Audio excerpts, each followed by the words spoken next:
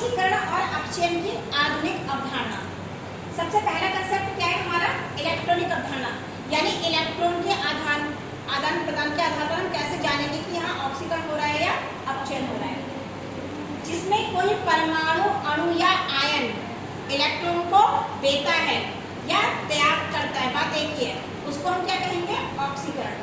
जैसे यहाँ पर Na है, Na से क्या हो रहा है? Na प्लस 1 इलेक्ट्रॉन, तो यहाँ पर ये इलेक्ट्रॉन दे रहा है, कितने दे रहा है?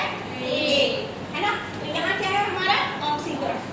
फिर 2Cl माइनस किसमें बदल रहा है? Cl2 में, और कितने इलेक्ट्रॉन निकल रहे हैं? 2। तो यहाँ भी इलेक्ट्रॉन निकल रहे हैं, ये भी क्या है हमारा? ऑक्सीकरण।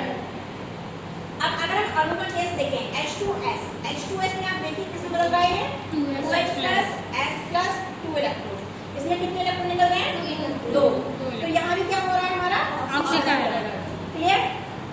यानी कि यदि किसी अभिक्रिया में कोई भी परमाणु, अणु या आयन इलेक्ट्रॉन को देता है तो उसमें क्या होगा? ऑक्सीकरण। दूसरा क्या है? ऑक्सीकरण संख्या अवधारणा। ऑक्सीकरण संख्या अवधारणा में क्या है कि यदि ऑक्सीकरण संख्या में वृद्धि होगी तो क्या होगा? ऑक्सीकरण। जैसे यहाँ पर अगर हम Zn को देखें तो Zn किसमें बदल रहा है? Zn plus 2 plus Z2 electron में। अब Zn की कितनी है पर यहाँ पे ऑक्सीकरण संख्या? Zn तो उदासीन है ना, इसके ऊपर कोई आवेश है नहीं, तो कितनी हो गई? 0, है ना। और यहाँ Zn प्लस 2 में कितना है ऑक्सीकरण? 2। जितना आवेश होता है उसका ऑक्सीकरण भी होता है, और यदि आवेश नहीं है 0 होगा, ठीक है। तो यहाँ क्या हो रहा है? 0 से +2। तो यहाँ क्या हो रहा है हमारा ऑक्सीकरण? 0 से +2 बढ़ रहा है तो ऑक्सीकरण। अब यहाँ देखो Cl माइनस, यहाँ -1, और यहाँ कितना है ऑक्सीकरण नंबर Cl में? 0। तो -1 से 0 हो रहा है, -1 बढ़ा है या 0 बढ़ा है? 0 बढ़ा है, यानी कि -1 से 0 हो रहा है, तो इस अभिक्रिया में ऑक्सीकरण नंबर जो है Cl का बढ़ रहा है। तो यहाँ भी क्या हो रहा है? ऑक्सीकरण। तो हमारे दो कंसेप्ट कौन कौन से हुए? पहला कंसेप्ट क्या है? इलेक्ट्रॉनिक अवधारणा। अवधारणा के अनुसार बताओ हमारे का क्या होगा?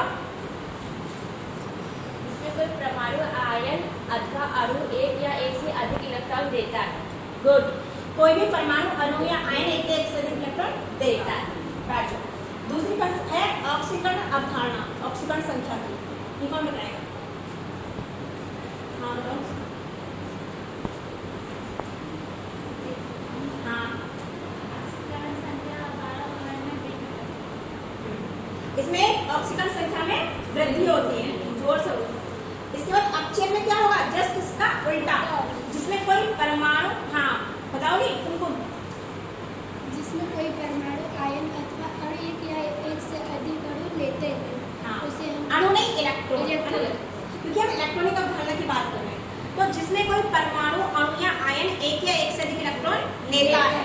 अब यहाँ देखो जब ये लेता है तो Cl में हमने एक इलेक्ट्रॉन लिया, Cl में जितने इलेक्ट्रॉन लेगा उतना ही ऋणावेश आ जाएगा। 2H प्लस 2 इलेक्ट्रॉन, इसने 2 इलेक्ट्रॉन लिए तो इसमें कन्वर्ट हो गया H2 में।